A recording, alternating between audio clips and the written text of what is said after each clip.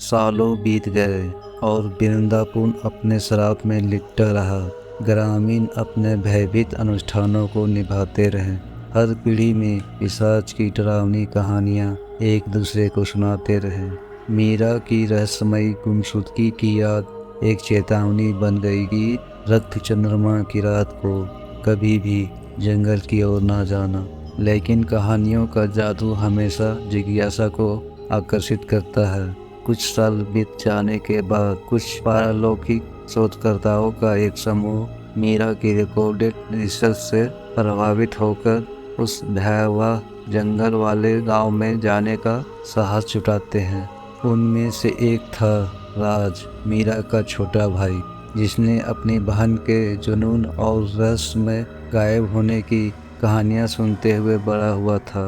राज सच का पता लगाने और संभव हो तो पिशाच के आतंक का अंत करने के लिए दृढ़ संकल्प के साथ वहां गया था। समूह ने आधुनिक उपकरणों और पूरी तैयारी के साथ वृंदावन में प्रवेश किया था, लेकिन गांव वालों ने उन्हें संदेह भरी नजरों और मौन चेतावनियों के साथ स्वागत किया। आप नहीं समझते, एक बूढ़े आदमी ने राज से कहा, पिशाच मात्र एक भूत नहीं है, वह स्वयं अंधकार है। आप इसे मशीनों से नहीं हरा सकते। राज ने अपनी बहन मीरा के सामान के साथ उसी घर में अपना कमांड सेंटर स्थापित किया। जब रक्त चंद्रमा की रात करीब आई तो हवा में एक भयानक तनाव और ठहरापन हो गया था। गांव वाले फिर से अपने अपने घरों में बंद हो गए, उन बाहरी लोगों की सुरक्षा के लिए प्रार्थना करते हुए जिन्होंने उनके श्राप को चुनौती देने की हिम्मत की थी। राज और उसकी टीम ने शाम होते ही जंगल में प्रवेश किया।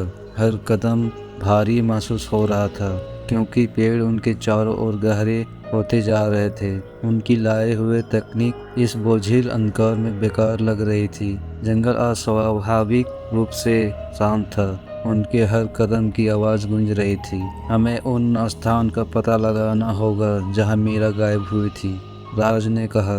राज की आवाज़ फुसफुसाहट से अधिक नहीं थी। समूह ने सिर हिलाया, उनके चेहरे पर चिंता की लकीरें साफ झलक रही थी। जैसे ही वे जंगल के बीचों बीच के करीब पहुंचे, हवा ठंडी हो गई। यह तापमान में गिरावट अचानक थी। उनकी रीढ़ में ठंडक भर गई। राज की टॉर्च टिमटिमाई और वही डरा देने वाली फुसफुसाहट जिसने कभी मीरा को बुलाया था, अब उसे बुला रही थी। राज ने कहा, पास रहो। हालांकि डर उसे भीतर से खा रहा था। समूह एक साथ चल रही थी, उनकी आंखें हर छाया पर टिकाए हुए थी। उन्होंने एक पुरानी झाड़ियों से ढकी हुई जगह पाई, जहां जमीन पर अजीब प्रतीक चिन्ह बने हुए थे। राज का दिल धड़कने लगा, क्योंकि उसने इन प्रतीकों को मीरा के नोट्स में देखा था। यही वह जगह थी।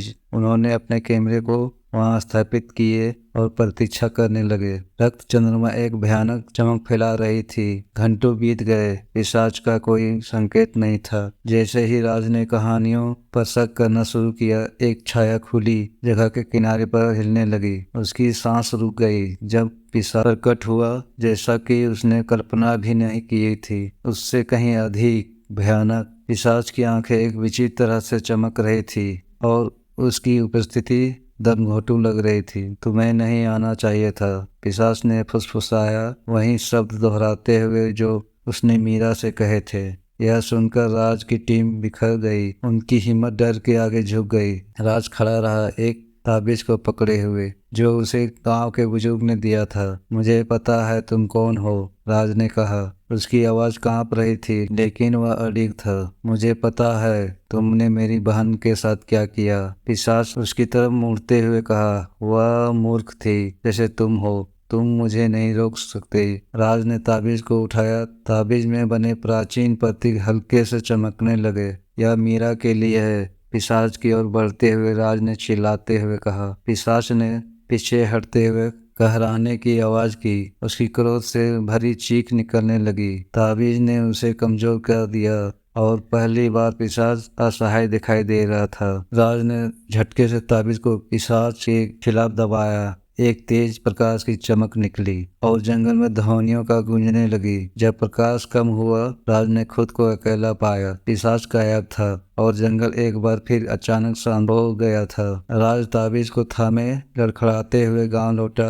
गांव वाले घरों से बाहर निकले। उनके चेहरे पर भय और आशा के किरण लग रहा था। क्या यह खत्म हो गया? एक गांव वाले ने पूछा। राज ने सिर हिलाया। थकान उस पर हावी हो रही थी। राज ने कहा, मुझे लगता है पिशाच चला गया है। गांव वालों ने वर्षों में पहली बार दिल का बोझ उतरता महसूस किया। उन्होंने सतर्कतापूर्वक से जश्न मनाया। वे अचंभित थे कि क्या बुरा सपना सचमुच में खत्म हो गया है। हालांकि राज जानता था कि तत्काल खतरा भले ही चला गया हो, लेकिन अंधकार हमेशा रहेगा। दुनिया के पर्दे के पीछे छिपे हुए अनसुने ताकत का। लेकिन फिलहाल वृंदापुर फिर से सांस ले सकता था और राज ने अपनी बहन का बदला ले लिया था। उसकी कहानी और पिशाच की कहानी आने वाली पीढ़ियों तक याद रखी जाएगी।